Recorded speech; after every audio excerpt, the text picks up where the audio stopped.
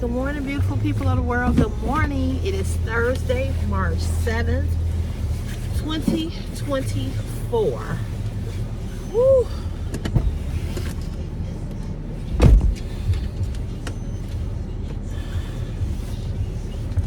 Woo. How y'all doing this morning? How y'all doing on this wonderful Thursday, Throwback Thursday day?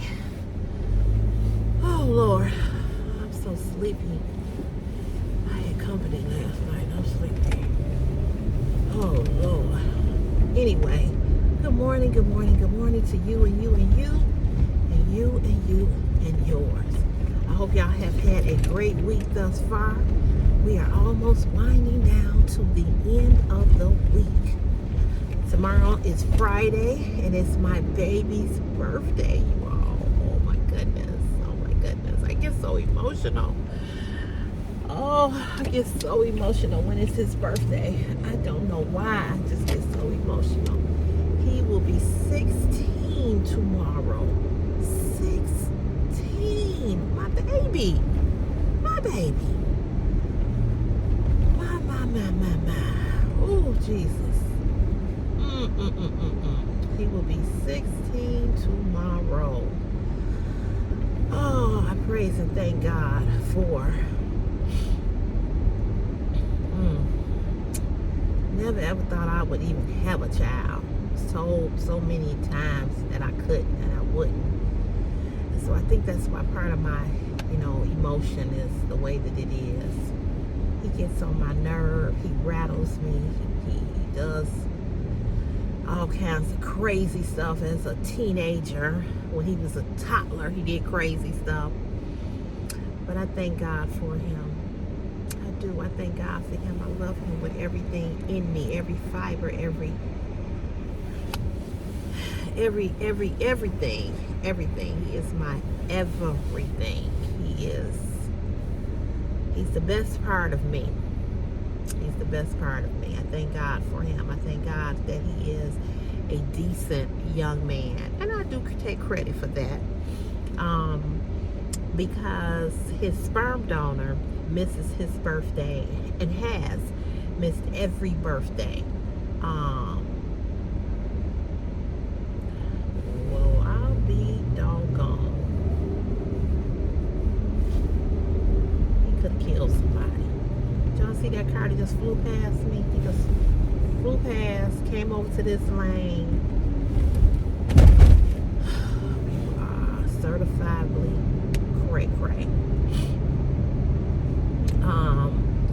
But what I was going to say was that the sperm donor has missed every birthday since he's been in the world. Every birthday. And it angers me and it pisses me off to the high piss of pissivity. Because I don't understand how you can miss your son's birthday. How you have never, ever uttered happy birthday to him. Not ever. And so, I'm trying not to cry. And so,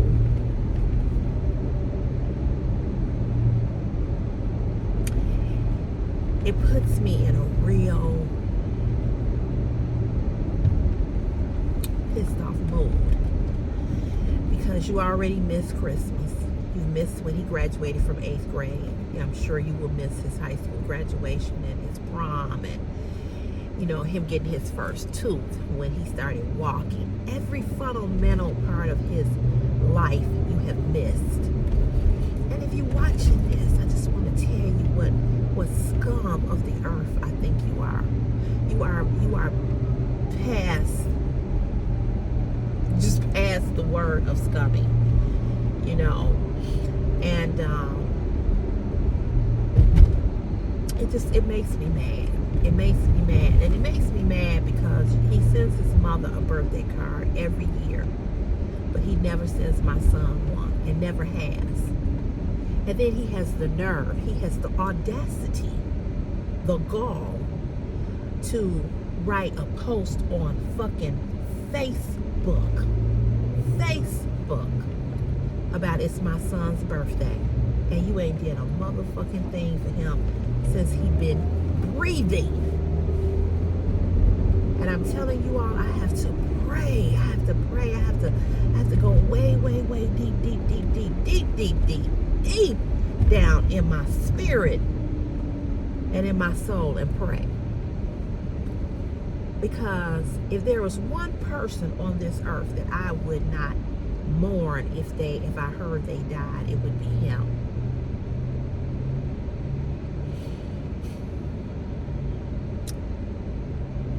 So I ask y'all to pray for me, because although his birthday is very emotional for me, it's also, it puts me in a mood, you know, when I know that it's his birthday. He has never ever uttered those words. So y'all pray for me. Pray for me. Pray for me. Because if I could get away with killing a motherfucker, if I could get away with killing a motherfucker, that's all I'm gonna say. But I have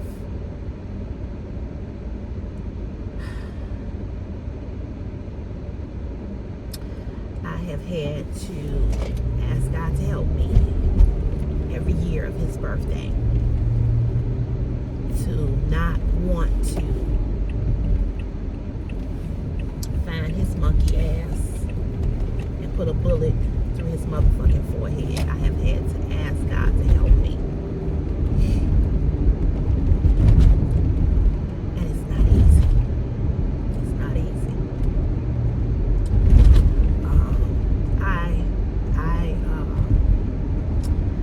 When it's Christopher's birthday, I always dote on him. I always do a lot for him on his birthday because of the fact that his sperm donor does not recognize him. And I am so glad that I made the decision that I made when I was pregnant to not give him his last name. To give him, I need to do something about that. See, I meant to be over here in this lane, to not give him his last name. To not give him his last name.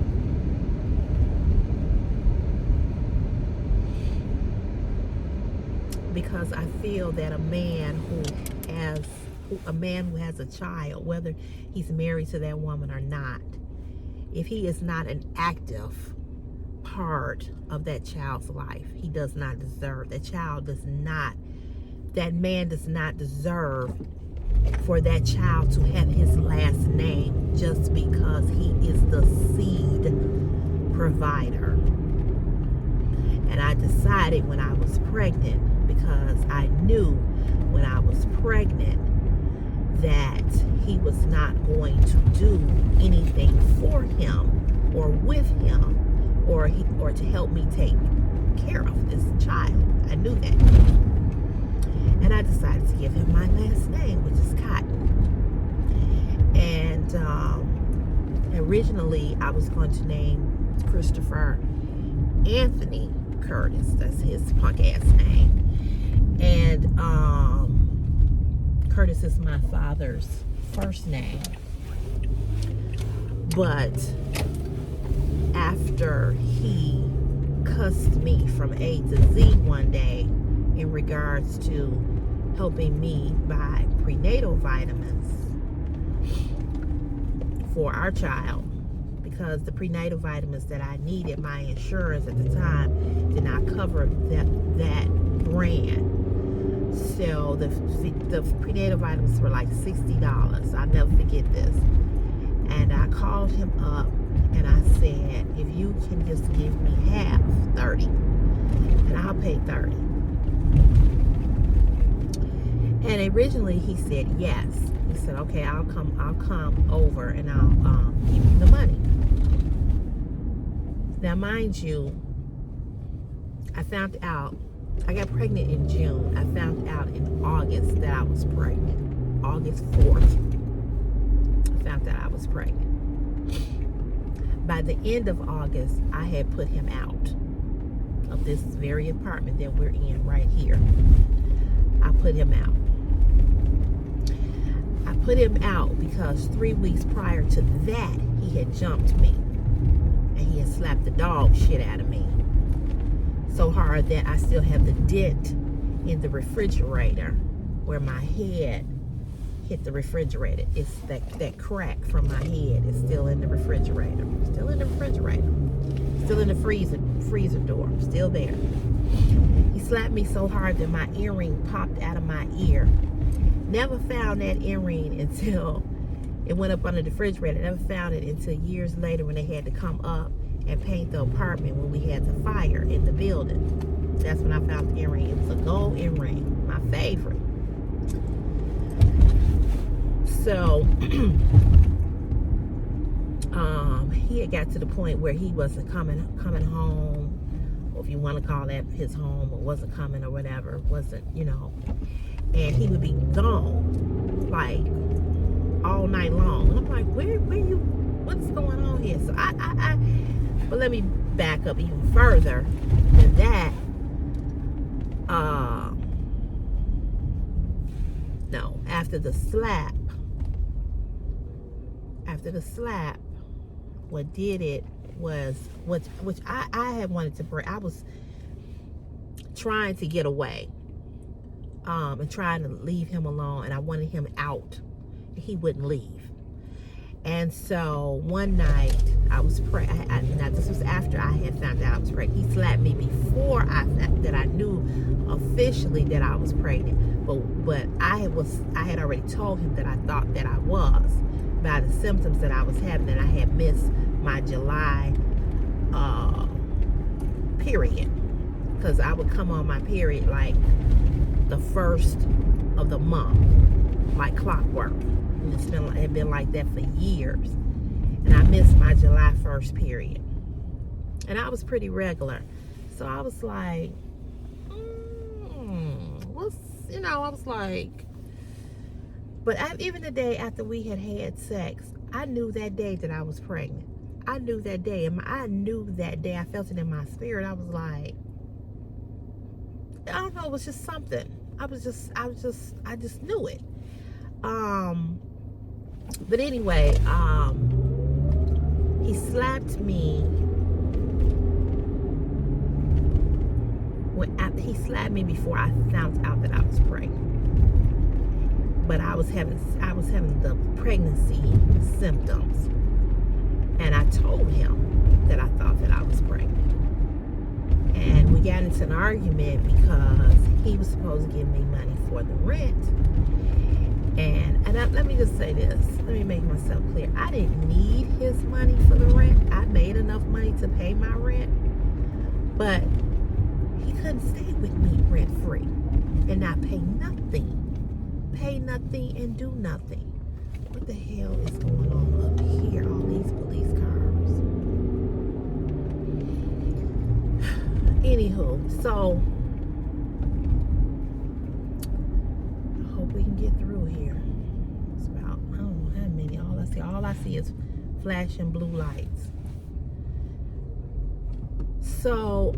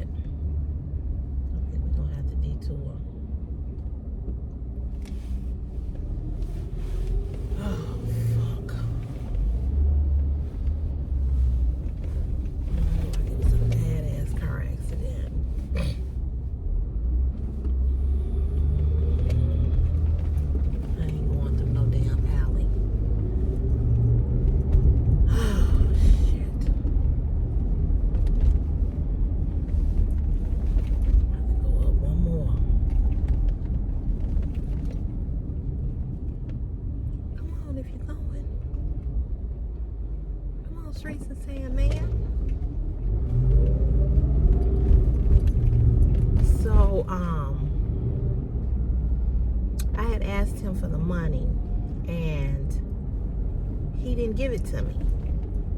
So he came in thinking that he could cook him something to eat. And I was like,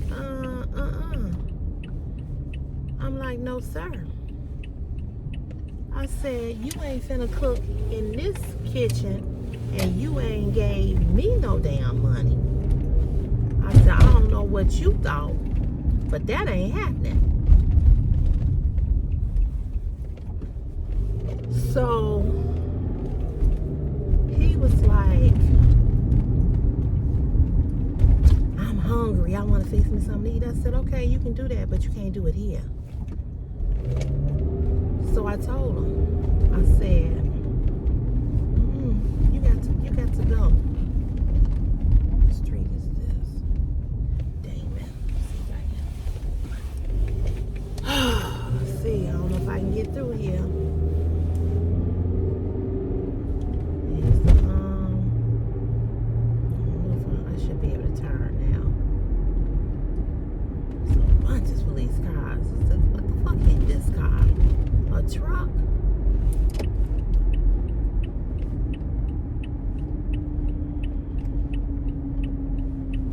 Man, I mean, they got it blocked up.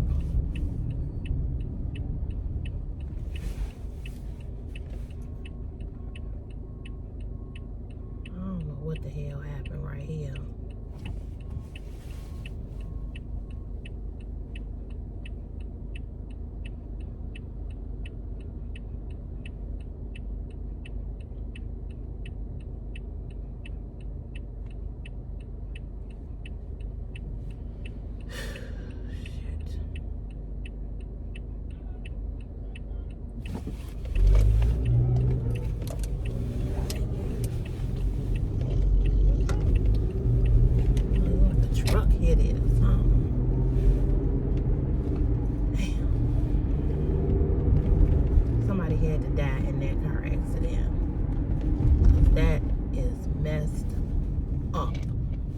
Smell the fumes.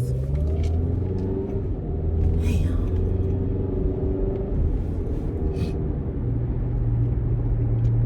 He gonna shine the flashlight on me. Hell, you flashing the flashlight on me. I don't know which way to go. But anyway, so he wanted to cook.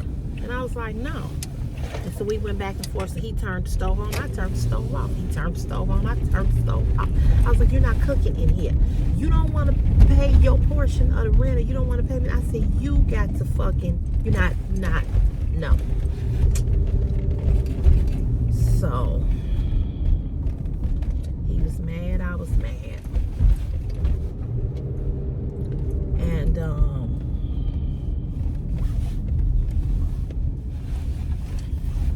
so he decided that, you know, he was so mad at me or whatever, because I wouldn't let him cook. He slapped the dog shit out of me. I'll be back. Let me go punch it.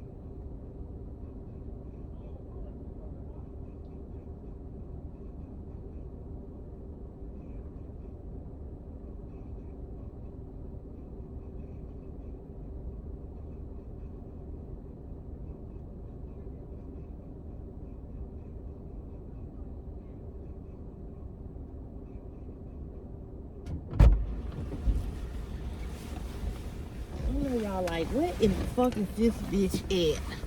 Sorry, y'all. My boss is over here. My foreman, one of my foremans. And my hand wouldn't work in the damn machine. I'm like, what the hell? Something going on with the machine. It's acting real funky. Go up here to McDonald's. I mean, acting real funky. Man, it's a tight street.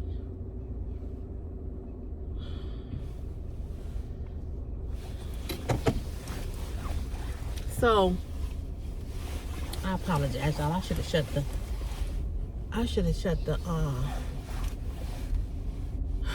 where is he going? Parking like this.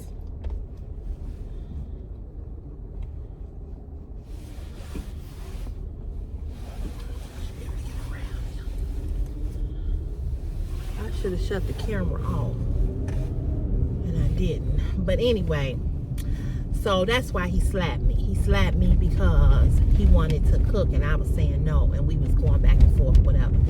And I kept turning the stove off, and so he hauled off and knocked the dog shit out of me. And then after that happened, that day I tried to kill him. I reached over and I got a knife out of my I had this little thing that would keep all my, and I still have it. I have another one now. All my silverware, my knives, my forks and stuff. Man, I went and reached over in there, and I chased his ass. He went up in the bathroom, locked himself up in the bathroom, and called his mother, crying, talking about I was trying to kill him. But he didn't tell his mama how he had knocked the fuck out of me. He didn't tell her that.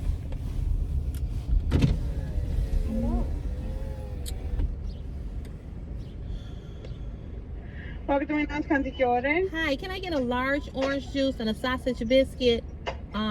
Yeah, sausage biscuit with grape jelly. Okay. That's it. Second one now. Okay, thank you. Hopefully the orange juice come out today. It's a nice McDonald's, but they need to get out here and clean. So anyway, he called his mama and all this old bull crap. And then I called his mama. His mama believed me because she knew how he was. And I was just done on so many levels. But and I was praying that I was not pregnant. I was praying. I was like, God, please, because I did not want no child with him. Well, after that, shortly after that, I went to the doctor. I found out I was pregnant. You know, however many weeks I was, a month or whatever, because I didn't get my period July 1st.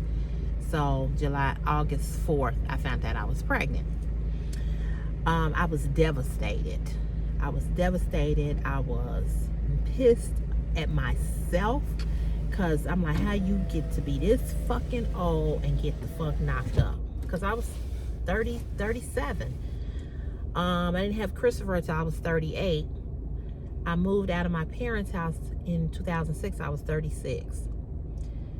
So I was pregnant. And I was devastated. And I wanted to have an abortion. I did. This is why I feel so strongly. I don't believe in abortion. I've never had an abortion.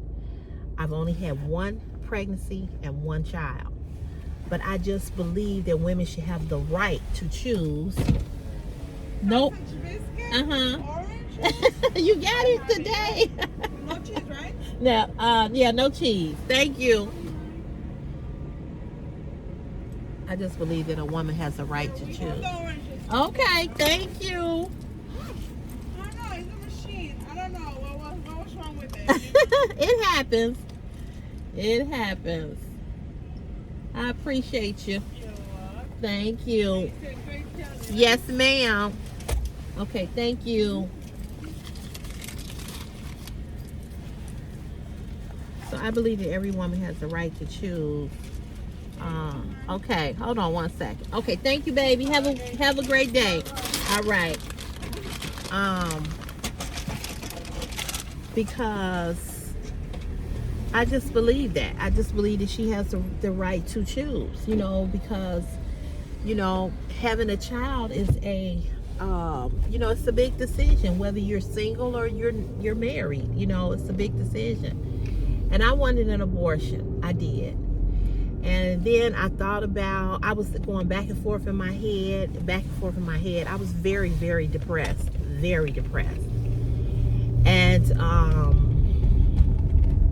shortly after I found out I was pregnant, he begged me, because I told him that I wanted an abortion, and he begged and he begged and he cried and he cried and he begged and he cried and he begged, please, please, baby, please don't have no abortion, please, please don't have no.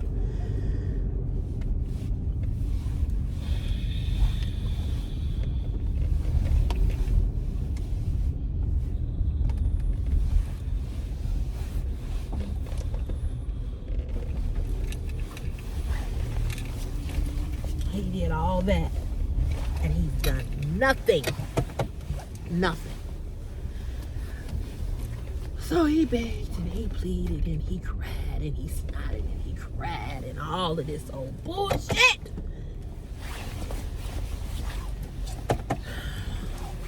And he's missed every goddamn birthday this baby has had in his life. So I ended up telling my mom that I was pregnant, and my mother had already told me that I was pregnant, that the symptoms that I was having. And my sister had told me that I was pregnant. She had already had 2 children, so I was pregnant. And after he found out I was pregnant, I still wanted him gone. I was done. I just was done. I just did not want to be with him anymore, And there were other incidents in our relationship where he threw me up against the wall. I would always have bruises. One night he tried to choke me, and it was mentally and physically abusive. And what I want to tell women is that, the first slap, the first throwing you up against the wall, the first bruise, the first act of any type of physical violence, you need to get out. You need to get out. I know people go through a lot of things in their relationships and things of that nature. I get it. But it don't get no better. It don't get no better. And so after that, I was done. And one night, I was sitting on the couch, and he told me he was going to a party. And I had been asking him to leave, and he wouldn't. He would not leave. And one night, I was sitting on the couch watching TV, and he grabbed my car keys, because he didn't have a car. He had a job, but he didn't have, and that's another part of the story. I can tell you that story about me helping him find a job and what he did with that. But the job he had wasn't really a job where he was bringing in a nice little chunk of change of money. So I was sitting on the couch, and he grabs my car keys, and he tells me that he's going to a party. You're not in my car, you not. And so once again, now I'm pregnant now. Okay, I'm not showing, but we know now. I know. So we argued. He cussed me out. I cussed him out, and he was all in my face. And I was like, get out of my face. I was like, you're not taking my car. He's bipolar. He's a weed head, and he's an alcoholic. Those 3 things. And he's an alcoholic. Okay. And I was like, you're not taking my car. And he was so mad at me because, he couldn't take my car. So he went in the closet, and I didn't even know this was in my apartment, and pulled out a machete and told me how he would kill me. And I was pregnant.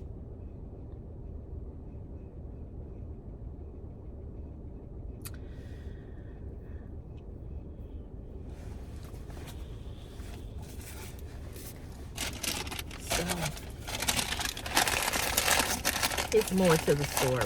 And I'll tell y'all more about it, but I gotta go in. But I'm gonna leave you guys with this, with the ladies. The first time he hit you, the first time he choked you, the first time he put his hands on you in any kind of way, and it's not in a loving way, you need to get out. And I think about, Ressa Tessa and her story. And I didn't watch the whole 58 episodes of her journey with this man. I don't know if there was any physical abuse. But the emotional abuse, the mental abuse is very, very bad. But I think about her, and I think about where I was at that time in my life, how I should have never, ever, ever, ever have been with this man.